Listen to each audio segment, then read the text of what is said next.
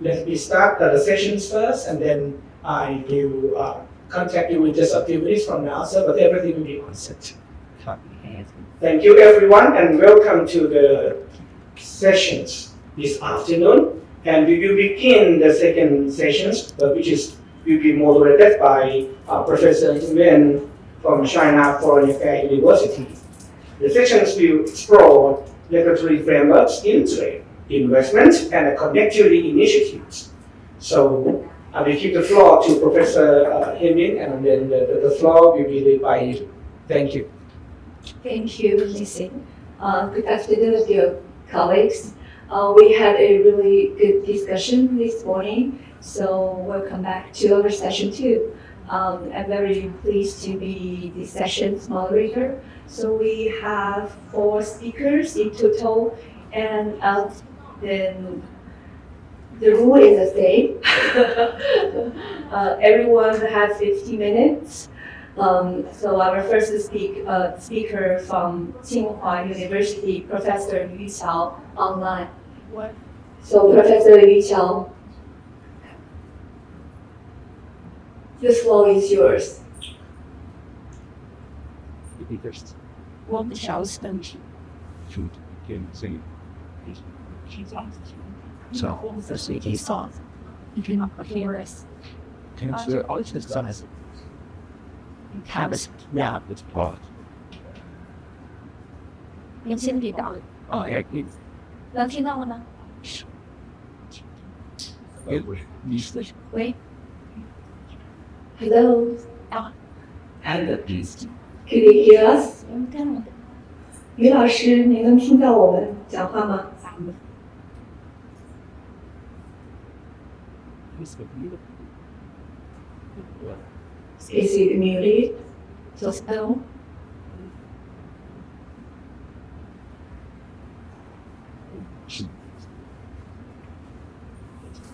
李老师，听见我们现场的讲话，听到了吗？断断续续的是吧？哦，明白。现在能听到是吧？那您说一下吧，您讲吧，我看我们的效果怎么样？您可以讲。对，您现在讲吧，我听一下，不要选。放心。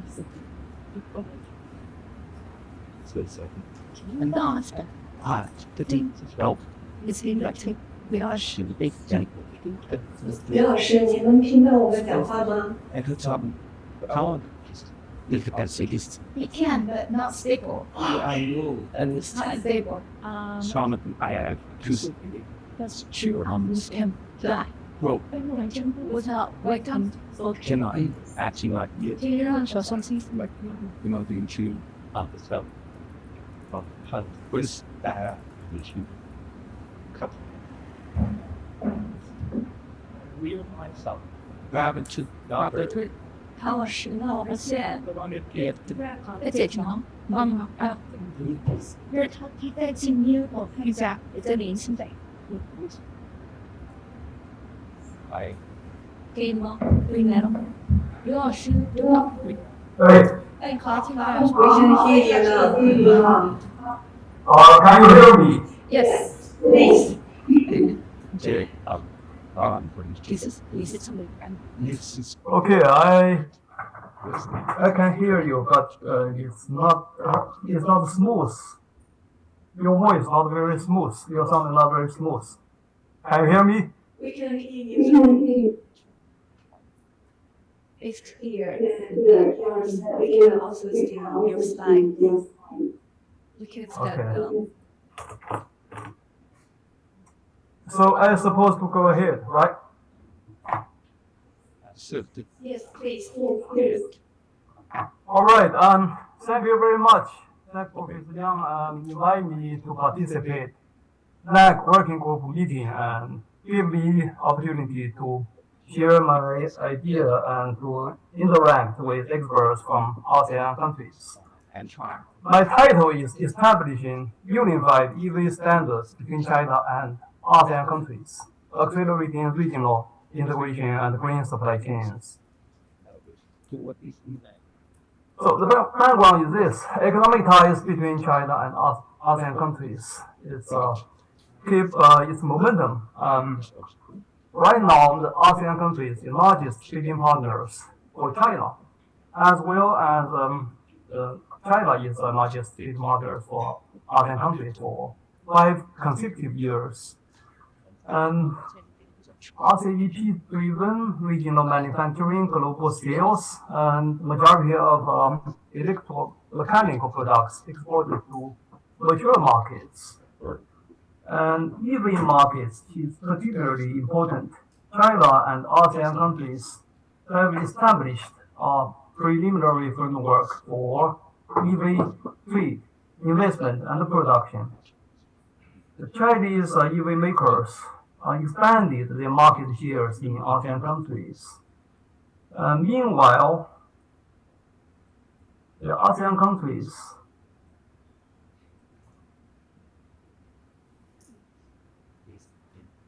can you hear me? We can hear you. Can you hear me? Please continue. Okay. Meanwhile, ASEAN countries have also set up a goal to turn the region into a global new energy vehicle manufacturing hub. As such, cooperation between China and ASEAN countries in the EV sector has high potential and will set a new model for developing countries to reshape the global industrial chain and pioneer green industrial practices. October of last year, China and ASEAN issued the joint statement on the substantial conclusion of the China-ASEAN Free Trade Agreement 3.0 upgrade negotiations. It prioritizes promoting standard cooperation in fields including new energy, automobiles, and electronics. This is very important development. Yet,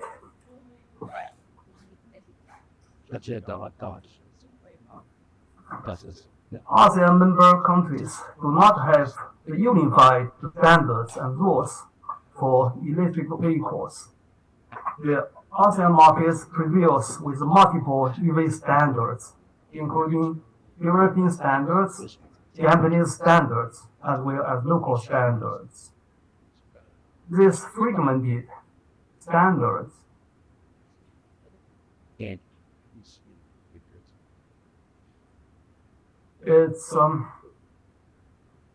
create problems for vehicle makers involved cross-border production, as well as hinders the EV users for cross-border traveling and transportation.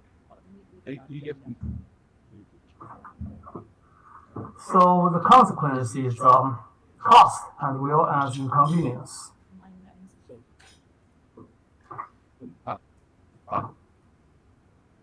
We enlisted some problems faced, for example, in Singapore, in Vietnam, in Thailand, in Malaysia, etc. So in order to overcome these problems,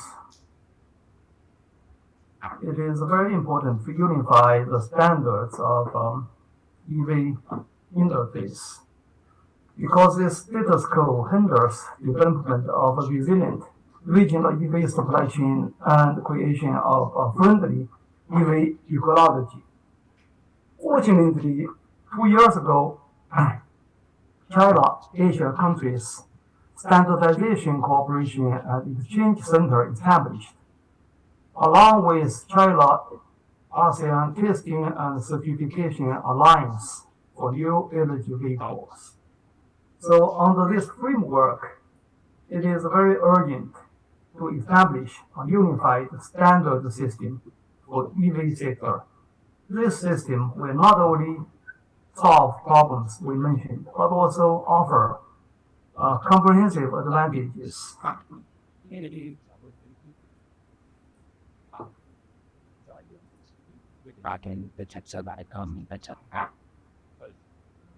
advantages enhance resource allocation efficiency, Many ASEAN countries are actively constructing relevant EV infrastructure. For instance, Singapore intends to install 60,000 charging stations by 2030. Malaysia plans to complete 10,000 charging stations by the end of this year. So unified standards can prevent unnecessary investment, optimize resource allocation. The second advantage is can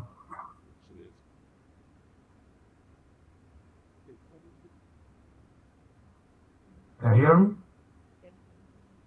Yes, please. Continue. Okay. The second advantage is reducing overall transaction costs. So currently, the plan of Shanghai Automobile Industry Corporation in Thailand has occurred 40 million yuan annually due to dual standard production. A unified standard could reduce the cost by 18%. Moreover, the cost to EV users will decrease significantly. Unified standard can improve utilization rate of charging facilities by 30% and reduce average waiting time by 40%. Next advantage is integrate technologies and resources. China claims for 60% of world fast charging patents, and ASEAN countries account almost 40% of global nickel and cobalt reserves. However, the standard fragmentation leads to decoupling of tech, R&D, and resources supply. For example, export of nickel coal from Indonesia to China's battery factories require transshipment through many countries, ending up with 12% loss in logistics. This will also promote win-win multilateral cooperation. Technology exports and cooperation can upgrade regional supply chains, benefit small and medium-sized enterprises. And also it facilitates regional green governance. Unified standards of EV sector can help ASEAN countries achieve its transportation carbon reduction target of 120 million tons by 2030. And lastly, this will create new paradigm of cooperation. This will shift from one-way technology export to standards co-research plus industry coaching, avoiding the so-called narrative of dominance struggle and meet ASEAN's demand for mutual cooperation.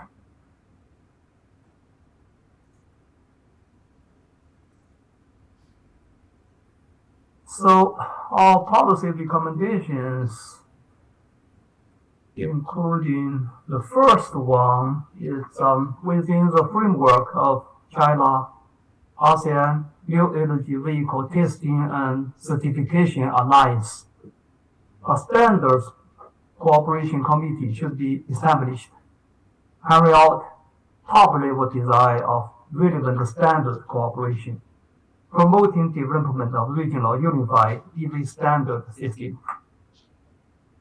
The second one is under the guidance of this committee, set up a task group of technical standards to conduct joint research and pilot studies, responsible for formulating, assessing, and mutually recognizing standards, as well as coordinating, integrating, and ensuring compatibility of standards. And currently, it's especially important to establish unified standards for battery products in respect to safety, performance, and recycling, and for regional compatibility of EV makers and key components producers with electric charge protocols in various countries. Third one is create a certification and a mutual recognition center to carry out regional certification of one-card pass in accordance with technical standards for electric vehicles. The fourth one is encourage a third-party think tank, including academia, EV makers, power grid operators, and smart facility providers to conduct consultative studies on relevant policies and regional cooperation, organize international seminars and symposiums, perform training courses of hearing standard setting, implementation, and experiences.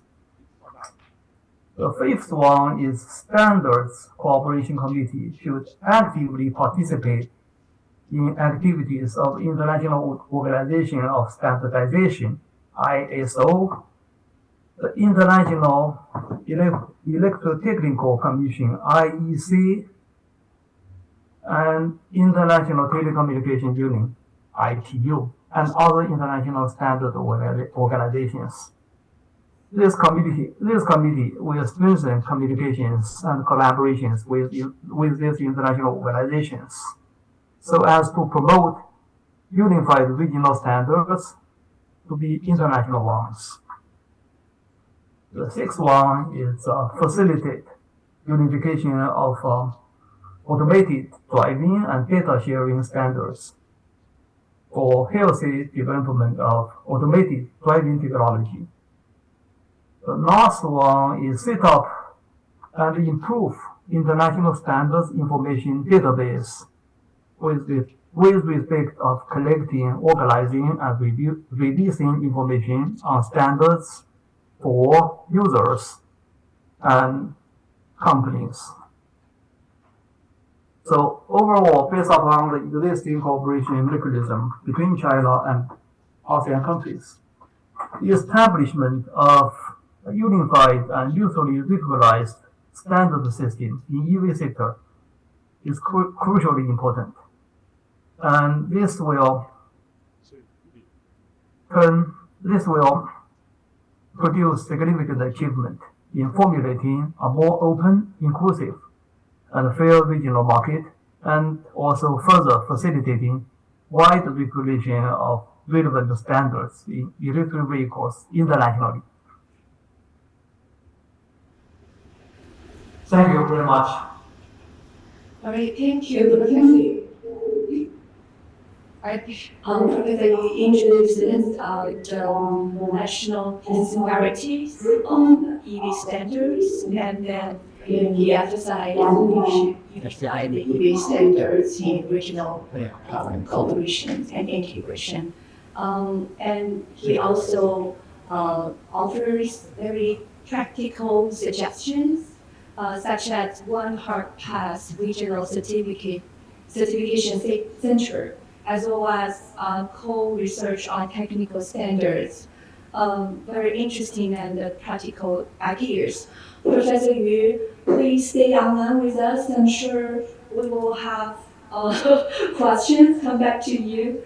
And I also left a question this morning, on how to balance EV localization and regional supply chain.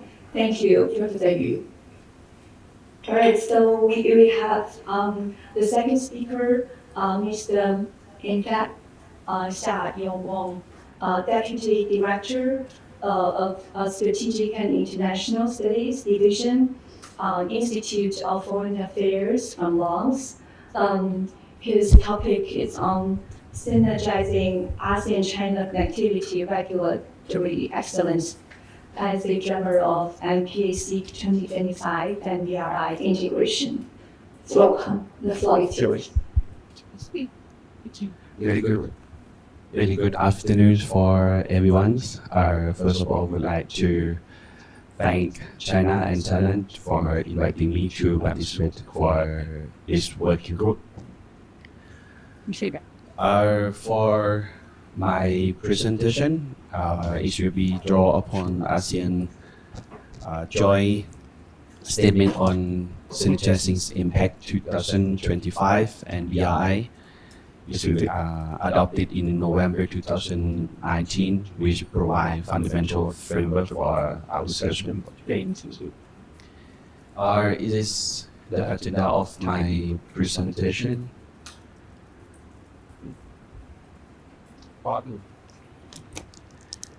As you know, it is ASEAN and China relation is a key economic partner with the trade and investment flow continue to grow. Of both regions share commitment for the enhancing regional connectivity, achieve sustainable growth, and explicit state in the joint statement as I mentioned earlier. That the ASEAN-China joint statement of the Synergizing Impact 2025 and BI that is reaffirm this commitment to highlight the importance of the regulatory excellence in achieve this goal. The joint statement is served as the roadmap for the closer cooperation of lighting specific area of the cooperation such as infrastructure development, trade facilitation, finance integration, and people-to-people connectivity is reflect our mutual commitment to deeper economic tie and promote regional stability. For the impact that we know is now for the impact is 2025 is that is will be focused for 5 strategic area and 18 specific. That mean for the strategic area is sustainable infrastructure, digital, seamless logistics, regulatory excellence. That is one thing that I would like to discuss or present you today. Regulatory excellence is the cornerstone of the Impact 2025 as is assumed that policy and framework are effectively implemented to facilitate connectivity. That I mentioned in the joint statement is highlight 5 strategic objectives in the Impact 2025, emphasizing this critical role in achieve regulatory excellence.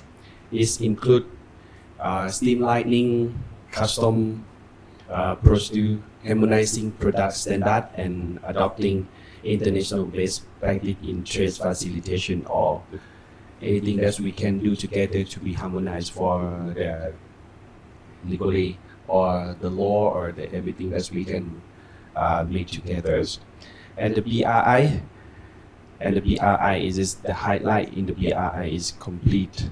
That means the BRI will be complement the impact of 2025 by providing infrastructure investment and development opportunity that align with ASEAN connectivity goal. That I would like to mention that means for the impact that did not have a fundamental or the budget in itself.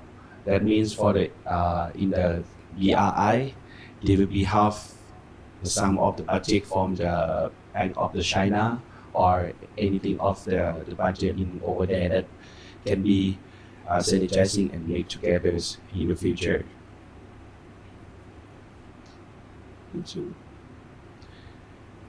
Next is current regulatory challenge in ASEAN-China connectivities. That is drawing upon the joint statement that I mentioned. First is on tariff measures. For now, it is the challenge is very complex regulatory and procedure, such as like an import or export restriction and technical standard in the trade and investment. Non-tariff measures can place significant barrier to trade and investment, particularly to smaller economy. Addressing this challenge requires greater transparency, simplifies and procedure and harmonize standard. In the impact or in the interim review in the impact 2025 for the transparency is the one thing that we would like to do in the plan, but it's quite difficult to be successful That means in the interim review is they will be focused for how to be can do together for the ASEAN to be make is planned to be completed in 2025. And lack of harmonization. Its divergent standard in key sectors like transport, energy, and digital trade and difficult to business to operate seamlessly across borders.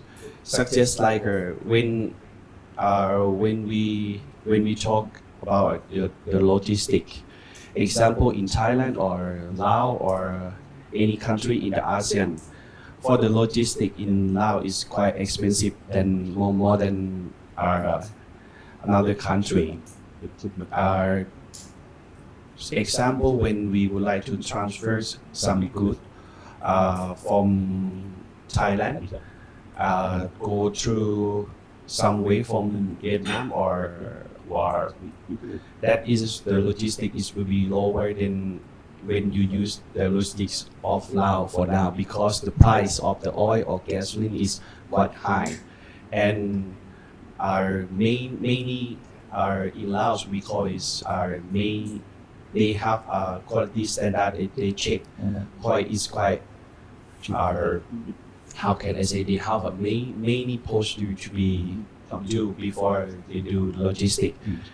So we try to be to work with the ASEAN, and then if we can do in the futures, we can talk with the harmonized for the legally, or how can I say, it seems like when we do for the domestic law to be compromised for the agreement or the trade agreement or anything with the ASEAN and the China in the future.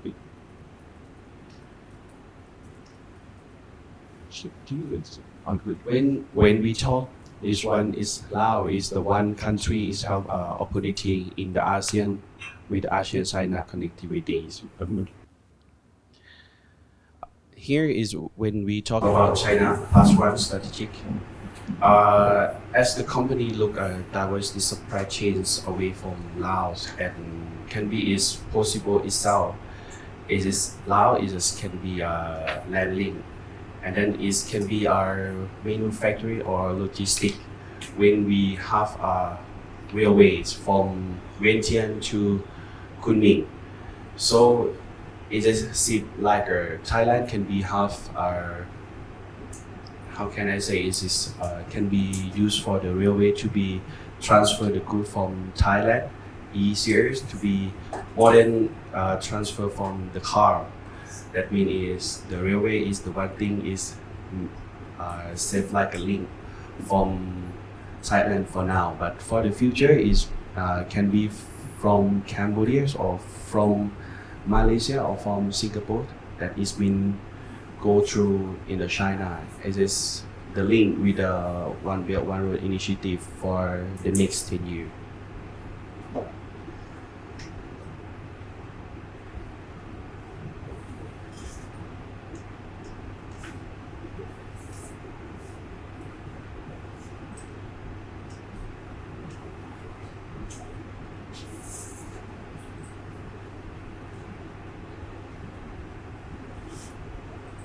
For the policy recommendation and boosting regulatory excellence, when we would like to do together for all the country in the ASEAN members and the China is we should enhancing regulatory harmonization. It seems like a develop common standard and a mutual regulation agreement across increased sector to reduce trade barrier and facilitate cross-border business cooperation. That means in the ASEAN-China joint statement call for implement common standard. That is our leader is we have a commitment already for this one. So in here we can enhancing for all and strengthening institution capacities for Laos. It's not means for Laos, it's for all ASEAN member country. such as like a program for regulatory body. If we do in if we look in deep for regulatory excellence, there will be have many sectoral body to be do in here, such as like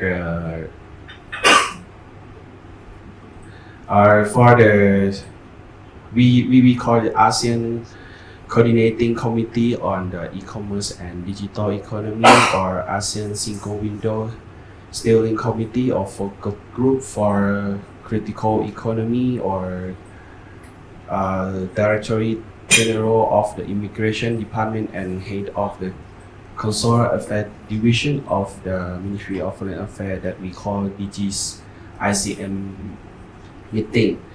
They have in here we have many sectoral body to do for the regulatory excellence to be work together, and then they will be come from many line agencies. That when we would like to have this strategy to be good momentum or good further in the futures, that it should be have some like a project or capacity building for who is will be work in here. Example, when we have the agreement or when we have the guideline or everything, but the who is implement for who is the how can I say, it's like the real person who work for the regulatory excellence. That should be understand. That should be more. Should be know the deeply, and everything. It should be understand in the one way, in the same way. That I will let you share something is some country they have the expert, they have the knowledge is quite high level, and they think about the high level. But some country or some line agency they have a limited for the staff to be work for something that should be limit for who is will be implement that agreement. So for me, I would propose to be, if in the future if we can, for the ASEAN internal or for the ASEAN-China should be enhanced for or increase the number of the capacity building for the stakeholder or the line agency or who is implement in the key work.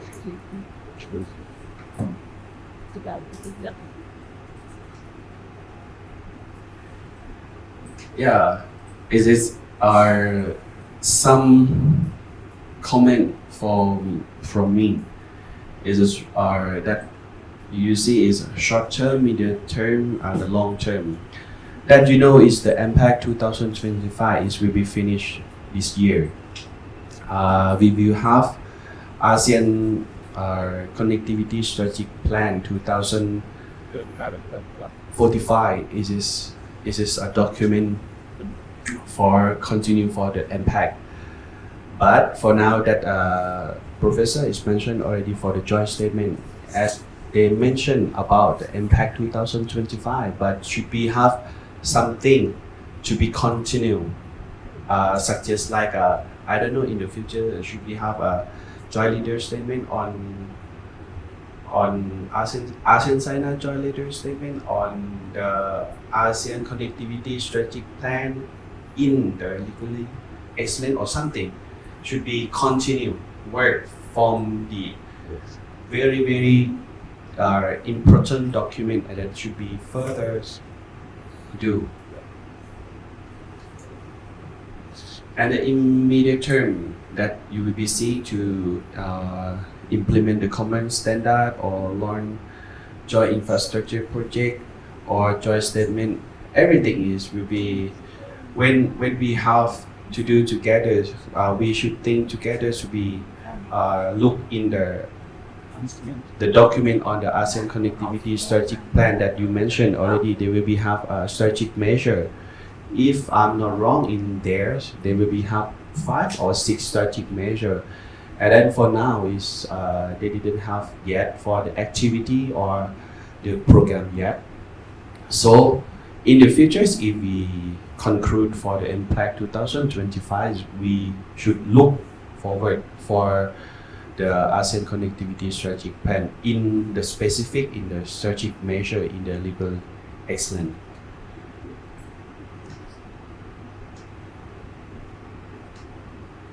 Yeah, it is my presentation is finished. Thank you. Thank you. Thank you very much. Mr. In that just shared with us about his understanding about synergizing ASEAN-China connectivity, especially on regulatory excellence, and he shared with us based on laws, practices, and case studies, and he also calls for like continuous synergizing like plans, right? Joint statement for the cooperation, and especially he mentioned about enhance the mutual understanding and capacity building, right? Especially work level personnel, right?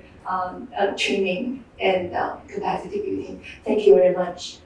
And our third speaker, Mr. Horan Kasim, he's an analyst from Institute of Strategic and International Studies, Malaysia. And his topic is RCEP trade and investment regulations and its impact on SME development in ASEAN. Please. Thank you so much, Kamil. Can I get the clip? Yeah.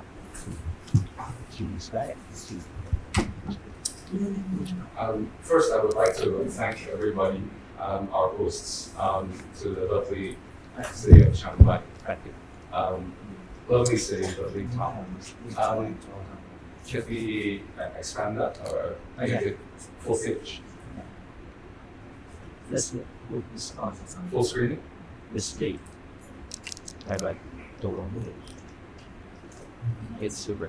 Yeah, it's hidden underneath the It's not bad. Is that a slideshow? Sounds fine. Yeah, That's right. Okay, thank you very much. I will try to keep this not too long.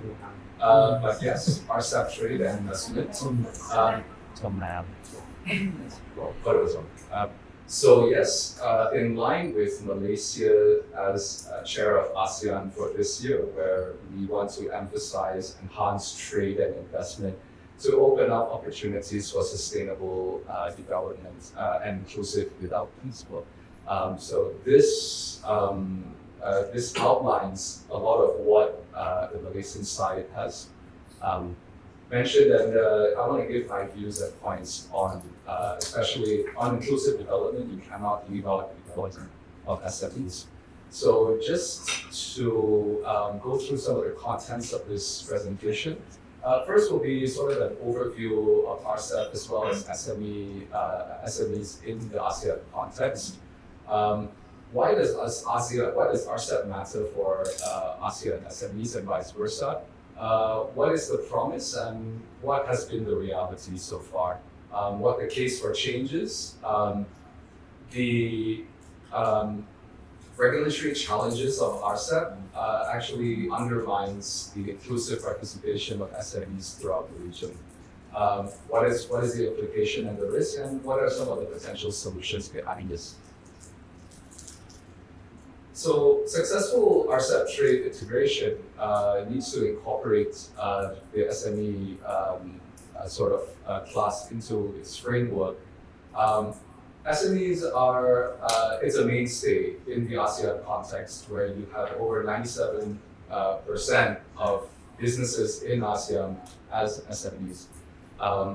And they are largely domestic oriented. So what this means is that within the context of ASEAN integration, most SMEs are primarily dependent on the domestic market, not necessarily for in export markets. And this is a key topic for regional integration. How well can you integrate your SME structure? So a lot of this is due much in part because SMEs, by its very nature, are mostly in the services sector. So they do not manufacture goods for trade as easily or at the scale as large companies can do so. So that means naturally, free trade agreements would disadvantage them, especially a free trade agreement like RCEP, which is very heavily, it reduces many of the tariffs on goods trade, not necessarily on the services trade. So in order to think about it this way, the lack of data governance, alignment, service liberalization within ASEAN, even in terms of how we look at the mobility of people in ASEAN, even that also is, there's a lot of pushback within ASEAN for that to happen. So as we can see here, this is a very interesting chart. This is from Japan. This is from JETRO, right? And this is January 2025. So we can see from Japan's point of view, what stands out in this chart, right? There doesn't work on the television, but It's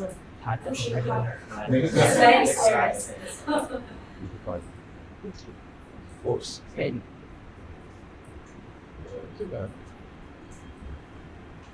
yeah. So as we can see here, Japan and China, Japan and South Korea, they are the main beneficiaries to RCEP trade. And there are several reasons for this.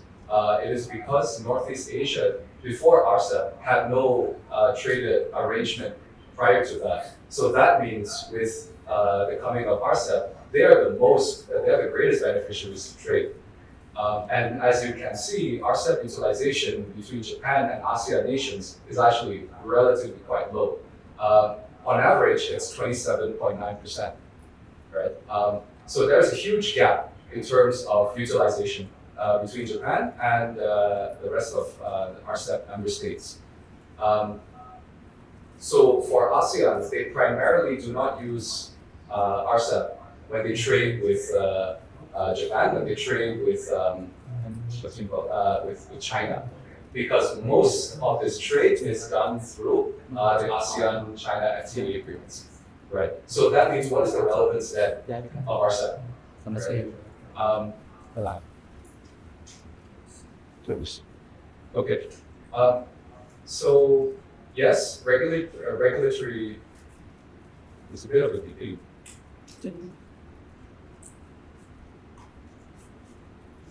Sorry. Okay. Yes. So the tariff benefits of RCEP are undermined primarily in ASEAN by non-tariff measures, or NTMs for short. So the gaps and the divergent rules and standards even across ASEAN have an effect when it comes to cross-border trade. So ESCAP, which is under the UN, they actually did a study on this, and they found that non-tariff measures, when you monetize them, is the same effect as applying a 26% tariff, right? So because RCEP, or even within the ASEAN framework, does not forbid its members to implement certain non-tariff measures that they deem to be for certain key sectors, most notably like in automotive sector, for example. In the case of Malaysia, there are certain restrictions on automotive trade in terms of the quota, approved permits and quotas, which is needed, right?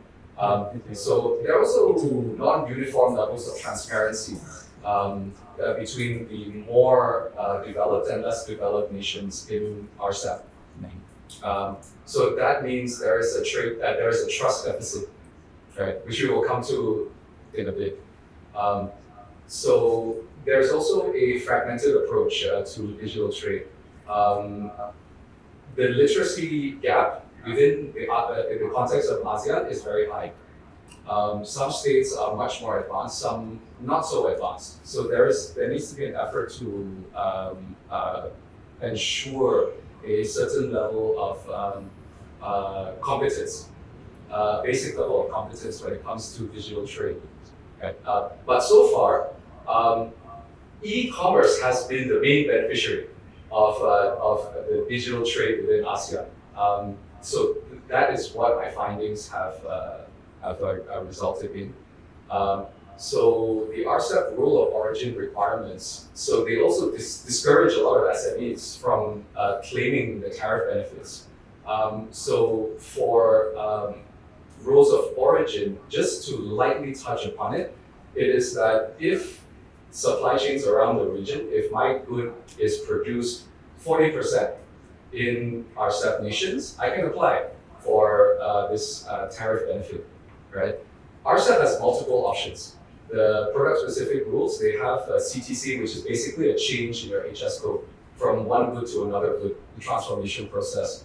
Process-based regional value chain process method. So there are many different methods of how you calculate whether you qualify for tariff benefits in RCEP. So for ASEAN under ATIGA, the process is a lot more straightforward. It's one straightforward process. So, but for RCEP, you have to decide which PSR option is best for you.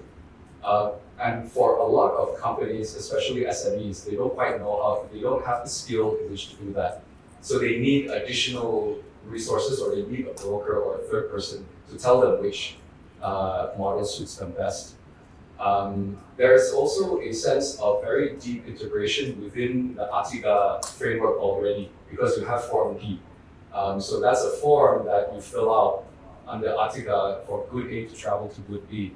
And as you can see on the chart on the left, this is a very interesting chart. This is the case of Malaysia, right? So as you can see, the ASEAN-China FTA and the ATIGA, they are much more commonly used as opposed to RCEP. Even CPTPP has a much higher gradient of growth when it comes to, so for context, this is the number of certificates of origin. So that means when Malaysia exports a good, they need to apply for a certificate of origin, and this is how much they have issued. So as you can see, the growth rate for RCEP is below potential. The reason being for this is that, especially for SMEs, RCEP is more preferable in ASEAN or within the region when, number one, inputs come from non-ASEAN, non-ACTA RCEP countries, right? So this means Japan, this means South Korea, Australia, and New Zealand. SMEs have a technical capacity to handle PSR options. So if they have the capacity to handle all this, they will consider the use of RCEP. If there is an institutional push as well, they will also consider RCEP. So these three are the necessary ingredients, which right now is currently lacking. Customs clearance, yes. So we're getting down to the nitty-gritty of things. Countries across RCEP have very different efficiency costs when it comes to how efficient goods are put. It's called throughput. So how quickly one good goes from one country to another. And there's a variation in terms of within ASEAN, how much time is needed for good to travel A to B. So SMEs are disproportionately affected by the inefficiency. So inefficiencies then become an indirect trade barrier. So for RCEP, you need a sort of paperless single window system, which while and let me be clear about this, RCEP does have a single window option, but it is non-mandatory, it's non-binding, right? So they encourage companies to set this up, but it's not incumbent upon them to do so. And that does mean that you need more integration, not less, within China, ASEAN, and the rest of the RCEP member states. So what are the implications of this? SMEs will face intensified competition at home while struggling to compete internationally. Right? We see some semblance of that already. So they face price and productivity competition, price distortions from overseas goods coming into local markets, and they cannot reciprocate the same. And so that causes more ASEAN states, at least at the political economy level, to restrict the number of, or to try to restrict certain goods from coming into sensitive markets. So SMEs, we have to understand that they have weak financing options, they have less R&D, and they have less capacity to meet the volume of demand within the region, which also means certification. And later we'll come a little bit more into that. So with all this, they struggle in cross-border expansion, and they struggle to internationalize because of a limited familiarity with border logistics. So this is also a very interesting chart. This is SME GBC linkages. These are backward GBC linkages. So the higher the linkage, it is an indication of higher SME integration into the system. So we can see for places like Indonesia and Philippines, it's more likely that SMEs have less integration into the regional value chain system. But in places like Vietnam, Cambodia, Singapore, it's more likely that SMEs are well integrated into that system. So there was a World Bank enterprise survey report that showed that of the SMEs in ASEAN, 23% import from overseas for value addition, which explains this chart, but only 12% export, right? So they are not, in my view, they are not sufficiently integrated into the value chain system. And ASEAN integration is mainly driven by non-SME firms. The 2.8% of firms in the region are driving most of this economic integration in the region. So solutions, it's what we've come for today. Regulatory harmonization is essential for growth. And first, I think a lot has been already mentioned about mutual recognition agreements. But of course, this means this is very important. And the reason why it's important is that even if tariffs are 0%, let's just say the hypothetical, 0 tariffs. If your good does not meet the certification required for a market, it does not enter that market, right? So that means this is a very important aspect which we cannot really ignore. And there was a chart previously. Should I put this here? But essentially, what this means is a recognized good in one country should be recognized in another country, or at least go through a minimal process of recognition. Right? So that's what we mean by and the process of registering the continual registration of goods by SMEs. This forms in itself a non-tariff barrier. So especially in terms of labeling, product standards, safety certification, and even sanitary and phytosanitary standards. So these are all trade barriers. Often it is the case that SMEs are not able to retest or recertify the same product in different markets. So they'll pick and choose which markets they want, right? So having a mutual recognition agreement, it expands the scope of exports that can be done. If one market is not suitable, you can have other markets, more options are available. Right? So it encourages SMEs to upgrade their supply chains and upgrade their quality in itself. Because you're not just producing for one market, but you're producing for a regional market. It strengthens your, but ultimately it strengthens your supply chain resilience. Right? So development on an RCEP single window system based on what is already there in ASEAN single window. So the RCEP agreement is not incumbent on its members to develop a single window and to develop it interoperably. Right? The long-term view is to integrate all this into a single system. This is of course a long process, but a harmonized cross-border procedure, certificate of origin, invoices, safety protocols, it will go a long way in helping SMEs in the region to integrate with each other. However, there is a need for trust, and this is very important. The need for trust among ASEAN states is a prerequisite. Right now, because of the interoperability of systems, that means there is a trust deficit. How do I know your system works? How do I know your system is okay? Right? This is true, especially for LDCs within ASEAN. There is a trust deficit. We cannot run away from that.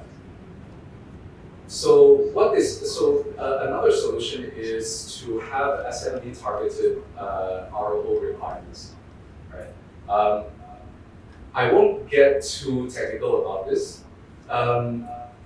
So for SMEs, let's say for RCEP, so for CPTPP, for example, they do so. Under RCEP, you have a condition which is known as approved exporter. You can only export via an approved exporter license. Under CPTPP, this is different. Because this system is self-reported, you can self-certify under CPTPP. And I think this is one of the big takeaways that RCEP can actually do. Even ATIGA, the ASEAN Trading Goods Agreement, even then you have an approved government authority to give you that license. But an approved exporter is a lot more restrictive in RCEP. So self-certification is perhaps where RCEP needs to go to increase its relevance in the region. Right? No pre-approval needed from an approved exporter, just post-clearance audits, like what CPTPP does. It's like when you file your taxes, right? Sometimes you file wrong taxes, the government will call you, hey, we're doing a post-audit on you. Same rules apply, right? You're declaring your certification on the basis that you are providing the documents. If they suspect something wrong, okay, we will audit you post, right? Simplified RBC CTC options. This is an interesting one because so for this, especially when it comes to CTC, when you have one product and it goes through a value addition process, it changes from one HS code to another, right? So what does that entail?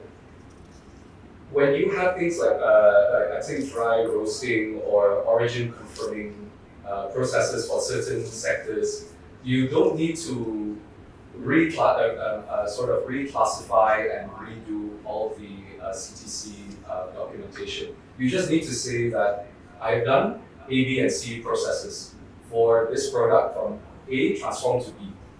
And this is from an approved list of processes within the RCEP trade framework for SMEs. So these, as you can imagine, is very good for home-based industries, cottage industries, that does not require complex transformation processes. Right? so then they can still apply for tariff benefits. Digitalize the certificate of origin. It needs to be automated. So this means that it needs to be done at low cost origin certification. But for this, you need a single platform through a single window system. And lastly, so under RCEP, there is something known as ETC, technical cooperation. So the idea of ETC is to narrow the gap, the developmental gap between RCEP nations, but, very big but, current frameworks are aspirational, not necessarily actionable. So what does this mean? It means the ETC chapter must evolve. It needs to have some form of SME cooperation scheme.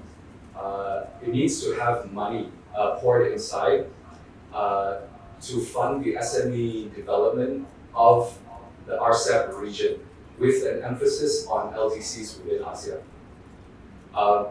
There is also no roadmap or performance indicators for ETC, and this needs to be done. So there were several presentations earlier, which many mentioned capacity training, capacity building and training. Now it's all well and good to have capacity training and building, but does it have key performance indicators? Right? I think this needs to be set in stone. So some of the things we can consider are things like how many SMEs have you trained for export? What is the percentage of SME utilization of RCEP? So you need to have a kind of reporting mechanism to account for all this. And lastly, SMEs don't have a formal channel to give feedback for ETC programs or even the tariff schedules. So there needs to be some form of SME RCEP advisory council that takes into account the views of both LDCs as well as non-LDCs within ASEAN and RCEP. Then only you can fully grasp the situation and encourage more RCEP utilization. If not, it will just be more of the same. And the danger is RCEP could slide into irrelevance for a lot of ASEAN member states because they'll just use other mechanisms anyway. Right? So current framework is disconnected from SME trade facilitation, tariff preference utilization and RDC participation, and that's the last of my slides. Yeah. Thank you very much for listening, and I welcome any questions you may have afterwards. Thank you very much, Mr. Conrad, for your presentation on ICEP. So first of all, this year I think we all witnessed Malaysia as the chair of ASEAN, and we all witnessed the creative move of China-ASEAN GCC cooperation. So which really make ASEAN as a hub, a global hub, to promote cooperations. And second, I think ICEP right now is the largest economic scale regional trade agreement, right? So one of the features is inclusiveness. So in that perspective, actually SME is, according to ASEAN Secretary's data, I think over 85% of ASEAN enterprises are SMEs. And I think it's the number even bigger. So I think this is a very important topic of SMEs, and he really shows us very detailed figures on utilization of ICEP, as well as non-tariff environments, including customs clearance, and finalize the really emphasize that we really have to have regulatory harmonization for inclusive economic growth, and we must let the SMEs to know how to utilize the RCEP. So thank you very much. We still have a speaker. Mr. Kim Mong-Song, he's the Joint Secretary from Myanmar Institute of Strategic and International Studies, and his topic is on effective regulatory reform towards excellency practices. Please. Good afternoon, participants. I would like to share our experience of regulatory reform, and I would like to share also what really happened in situation in Myanmar, so that we have to reflect the reality. And of course, I will end up with my advocacy for a net organization. Next slide. So I think everyone understands that Myanmar is in a very difficult position for peace and stability, and of course political reforms. So friend in need is a friend indeed. So we really have a good assistance from China and especially from Thailand, so that we try to come back to the stability and to the revival of democracy. There will be elections in the end of this year, so we can expect a democratic government once again. So that we can make regulatory reform better than previous times. So I'm getting involved in that regulatory reforms and doing business in Myanmar during the days of Mr. Aung San Suu Kyi government, 2012, 13, 14. And we really have a mixed result of some are successful, some are not. So I would like to share our experience, what we did at those days and what we expect to do in the near future after democratic elections. And of course, resolving the trade restriction is if I had to say, this time is a very, very bad situation because of trade restrictions related to monetary policy. So the government would like to control the inflation so that they restrict the import very tightly. And then export also, they cannot encourage the export, so that trade restrictions are from the export side and also on the import side. So, and export barrier and import barriers are related to the top level government, top level policy maker, so that the Ministry of Trade or Ministry of Commerce cannot handle by themselves, because maybe the head of the state is very worried too much on inflation.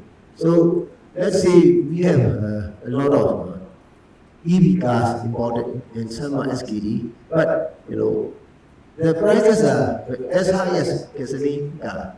We cannot expect any cheaper or less expensive EV cars in Myanmar. Almost the same because of scarcity. And of course, the financial institutions and instruments are also, we really need to change the financial institutions.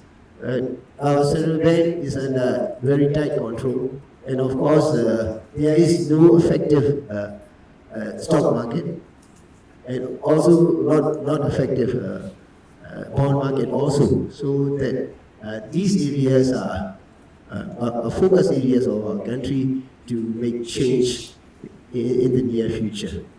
And regulatory shall be the center of reforms. But according to my experiences, it is very difficult to make a reform due to bureaucracy resistant. Bureaucracy is too much addicted to as a, or rather than regulator, they feel themselves authority. So they make opportunity out of that authority. So we really need strong political will of the government to make these regulatory change and reforms.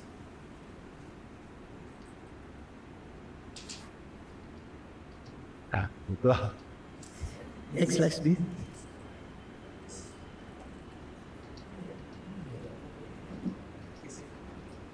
Can you help?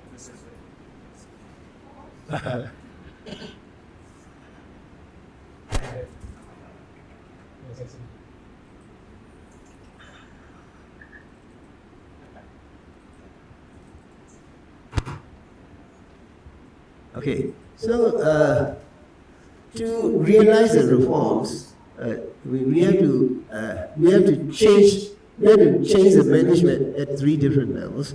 Macro level, the structural change and reforms have to be started from macro level. Unless the government has a political will, very strong political will, to reform the regulatory dedicated to the people, it is impossible.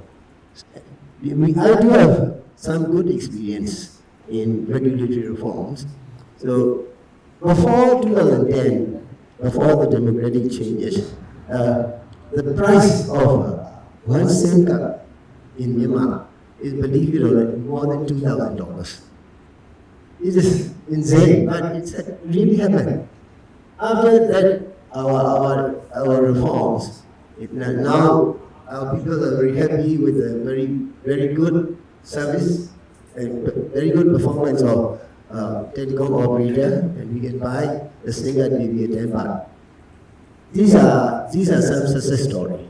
But we cannot go on with these changes after maybe 4 or 5 years, because the government more focus on elections, winning the election, and they cannot focus on the regulatory reform anymore. So we have to return to the democratic reforms, and of course the regulatory reform later on, after we get the democratic government once again.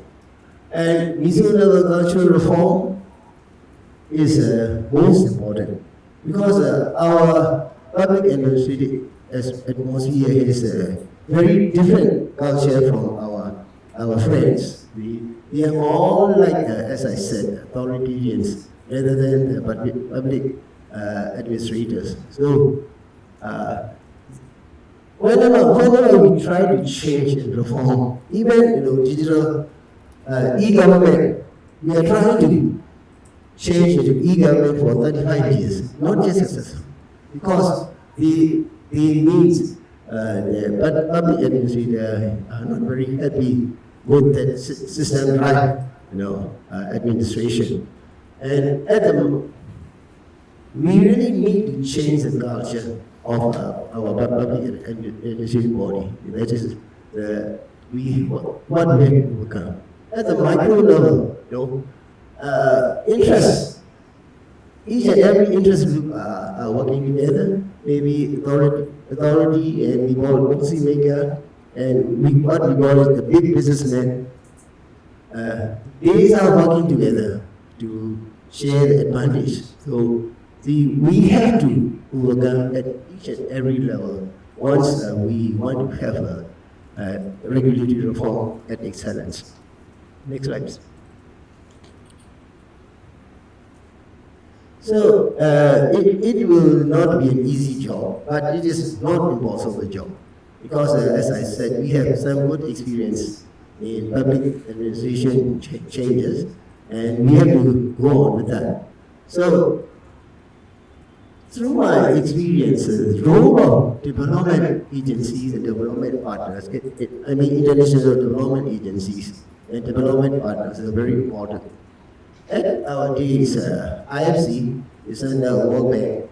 We work very closely with IFC so that they get approached to the top level, administrator, policy level administrator, and later they convince them. So that made the real start of the change. That's why IFC or the World Bank, they have own agenda because of maybe at these days they are focused on neoliberal transforms.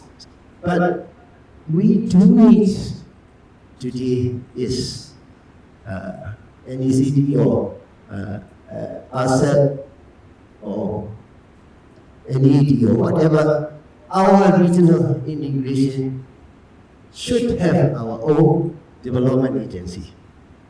The development agency used to work together with the financial institution, as you know. So we have AIIB and we have another development bank, new development bank. So through working together with these financial institutions, we should have a development partner, a development agency like IFC. This is my proposal. Next. That I already explained. Okay, so next please. And as these developed country in this region, Myanmar, we also very exciting to have an inclusive group and equitable benefits. But it's but it's not happen naturally. But we have to work together to have an inclusive growth. So free trade is good. It is essential. But at the same time, we have to have inclusive manufacturing, inclusive development, inclusive investment. Only then we can keep up with more developed partners. We will keep up with them because in this case, especially LMC is working very effectively in Myanmar. We have more than 120 projects. They work together with our very small fund to get direct access to the market, and they try to improve our productivity as a small business. So that is a very good example. So what we need is these developed countries is to get more participation in regional supply chains, and of course maybe we have many good partners in our region: China, Vietnam, Cambodia, Thailand, Malaysia. Once we get more participation and higher degree of participation in the supply chains, value chains, it could really help our least developed partners to keep up with the other developed partners, and we will narrow down the development gap. In this case, our productivity has to meet the norm and standardization of the deep funds. Our partners, Thailand, Vietnam, Malaysia has many global level lead funds. So these are the center of supply chains and value chain also. So I really advocate to help our country keep up with the more developed partners by introducing our small business, medium business to get more involvement in the local supply chains. Thank you. taking the sticking the song. They actually mentioned not only I mentioned about regulatory excellence, not only like country level regional level, but also multilateral level. He also emphasized about the inclusive goods. They really haven't brought topic in this session, including English standards, connectivity, our RCP SMPs, and effective regulatory reforms.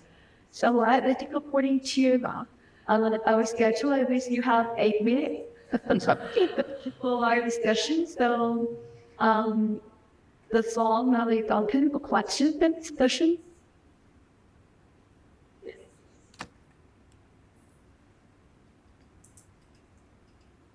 Thank you very much for the opportunity. So, as a trainer from many presentation to the capital realization, and with some for my personal reflection, although that we have already the platform or framework weapon is web or Etica or RCP, I wonder how could we as a nation stand to this HMS solution? How when we talk about the regulatory references in each country, if I'd like to ask you from your personal reflection from your country in particular, what is the progress proposed at because I think that main progress still in a stealth because there's no convergence action of at that there are no political willingness to move forward beyond its creation in this region as this way in the ASEAN and China hostess. Thank you.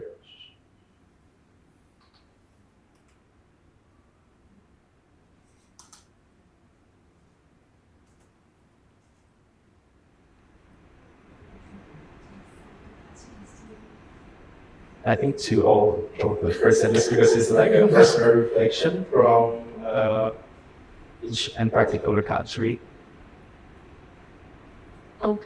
So, welcome to the altar. Professor Yu, I see you with us online.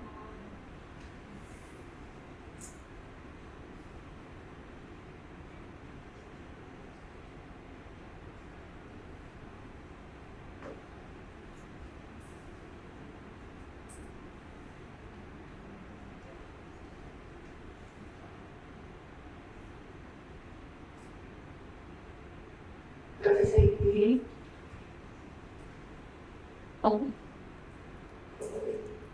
Sections covered, so are we still in that?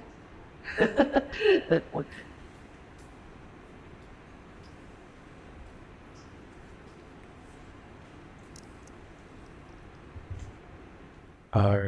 Thank you for the question. If I'm correct, the question is been we have many framework, right? What is the benefits or what is the successful to implementation in the each country for all the framework? That is the question from you. Yes, that's correct. But I want to ask a personal reflection in your country regarding what are the things that prepare the provides integration itself? Because we are talking about the regulatory divergences. Yeah, thank you. For my experience is because it's work specific for the institute. It's just for the study or the research. But for the main implementation for that thing will be covered for the Ministry of the E-commerce. When we talk about the regulatory excellence, it will be covered for the who is work for the customer. That I understand. For Laos, we try to be support all of the mechanism or the frameworks or all of the things that ASEAN will be discussed together in the ASEAN mechanism. Just but some in case if for Laos is not ready, but I'm not sure is what is the exact thing. But for my experience is some sectoral body or some who is will be implemented for the real person who implemented if they not ready.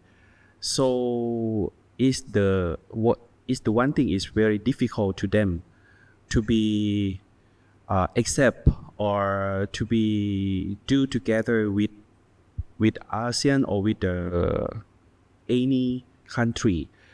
But we not cancel or we not to accept all, but we try to be learn, we try to be understand, we try to be how can I say, it's like learn from all of you, from the ASEAN country, from the China, from all the organization. We try to be make all the document that we our leaders agreed to be successful together with all ASEAN country and our dialogue country. That is my understanding.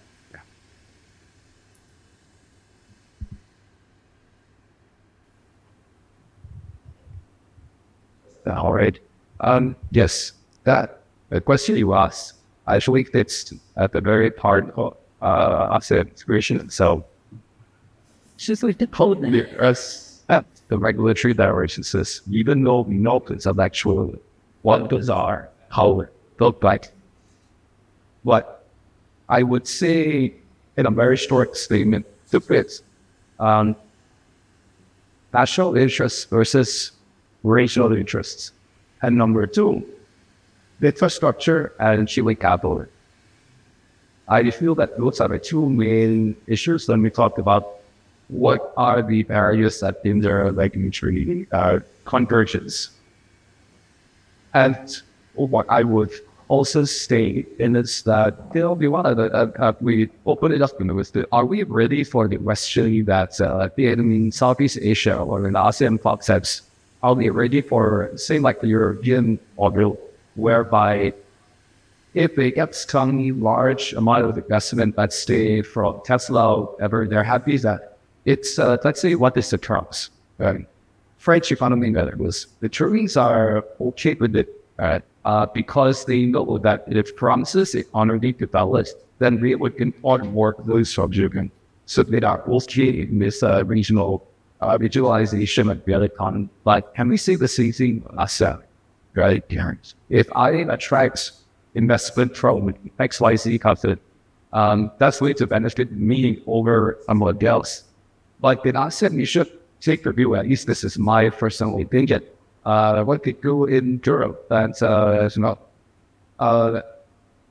let's say somebody they come to Elon Musk, let's say tomorrow he comes, he builds a factory in, let's say in Thailand, if let's say he builds a factory there, why should people in East or in Indonesia, they feel left out, right? They feel, it's a zero-sum thing. We're still playing zero-sum game rules. But instead of which we should be that we are always in Southeast Asia together. And that's what it means by regional integration. What economy benefits doesn't mean I lose. It means I also benefit because of this full world rights. Whether or not we are there is a very broad question, and it's a question I don't think I can answer out. But you, I don't think in some way support it. I guess so. So that's my view. More integration, not shutting each other out. I think that's such a can call it.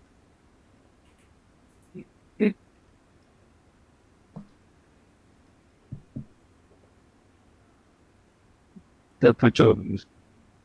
Professor, could you hear us? Thanks. Okay. We asked about the specific barriers for the standards of EV industry.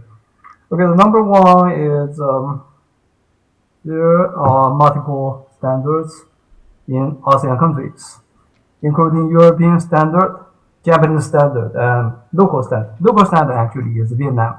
Okay, so this is need to compromise between countries to set up new standards.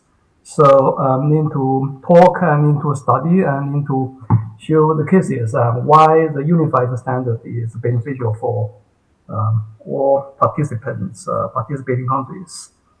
The second issue is so-called sunken cost for existing EVs and infrastructures. So that means if we switch to new infrastructure and new standards, means existing EV owners will suffer loss. And existing infrastructures such as charging piles will be phased out. So this is a cost for the existing owners we need to cope with. The third one is the investment in new infrastructure with new standards. So all these hurdles must be cleared before we set up a new standard and implementation of new standards. Okay, thank you.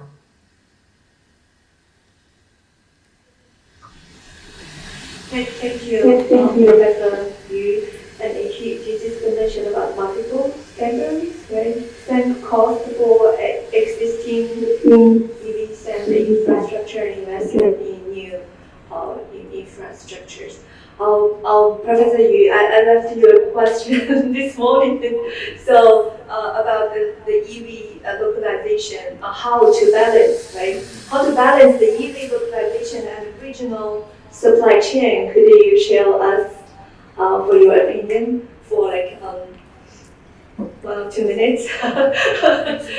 Thank you.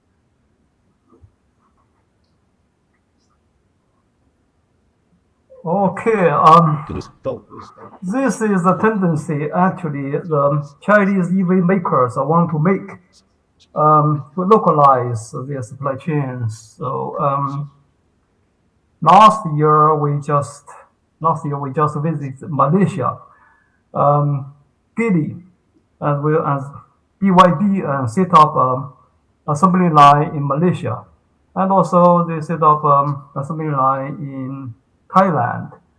And along with these assembly lines, there's hundreds of parts producers, local producers around the supply lines. I think this is so-called ecosystem for the EV producers, for EV makers, for Chinese EV makers, and to penetrate, to involve in local markets.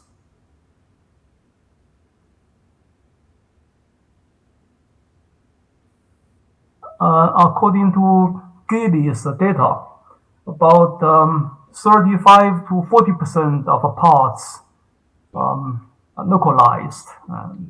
So this is quite significant.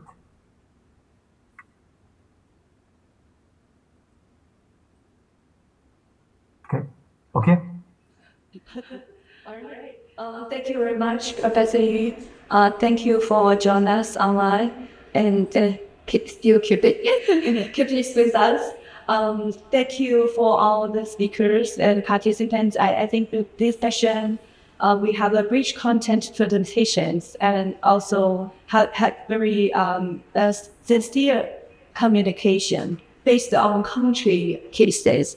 So thank you all for your participation and your support. I think my mission is accomplished, right? Thank you. Thank you, Professor Heyman. I think for the second sessions that we have done so far is very fruitfully the discussion led by the very wonderful moderator and the participants and the speakers. So from the frameworks about the regulatory frameworks in trade, investment and connectivity initiatives that will be fruitfully to strengthen, in the area of real differentiation, and we still have one session then, but before we get that break, you give my voice to get your coffee. So that we're going to take for 15 minutes break and give the hand to Professor Heyman and the speaker. We come back here in 15 minutes. Please enjoy your coffee and the meals.